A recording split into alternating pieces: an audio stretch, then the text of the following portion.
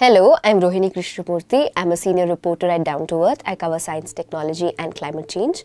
Today I'll be speaking about the COP28 negotiations and what it means for developing countries including India. The 28th Conference of Parties drew to a close on December 13th with an all-agreed conclusion that several experts termed as far too weak compared to what the science mandates to save the world and humanity. The final draft of the Global Stocktake says fossil fuel needs to be replaced with clean energy. It talks about reaching global net zero by 2050 by tripling renewable energy capacity globally and doubling the global average annual rate of energy efficiency improvements by 2030.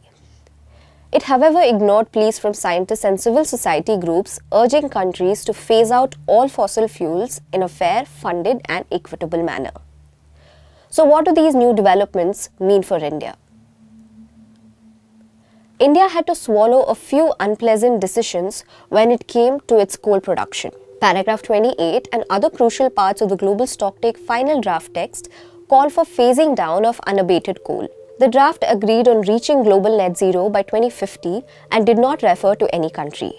The decision is expected to bring pressure on countries like India and China, major present-day emitters with far later net zero dates. China's is in 2060 and India's a decade later.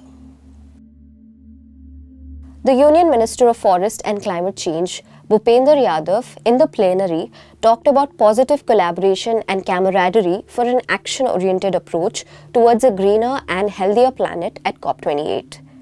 Yadav, however, refrained from commenting on any specific issue in the draft. Experts told Down to Earth that India should work on removing the inefficiencies around coal and inefficiencies around consumption regardless of the outcomes of COPs. The GST text also called for accelerating and substantially reducing non-carbon dioxide emissions, particularly methane emissions, by 2030. Methane is emitted during the production and transport of coal, natural gas and oil. The draft also mentions accelerating zero and low emission technologies including renewables, nuclear, abatement and removal technologies such as carbon capture and utilization and storage, also called CCUS, particularly in hard to abate sectors and low carbon hydrogen production. Carbon capture and storage involves capturing carbon dioxide from power plants and other industrial processes. But there are problems with CCS implementation, including technological, economic, institutional, ecological, environmental and socio-cultural barriers, according to the synthesis report of the IPCC released in March 2023. As the curtain closes on COP28, it is clear that the world is slowly slithering towards solutions.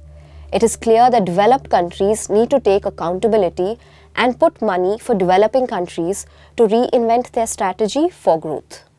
To know more about the latest developments in science, technology and climate change, head to the Down to Earth channel linked in the description.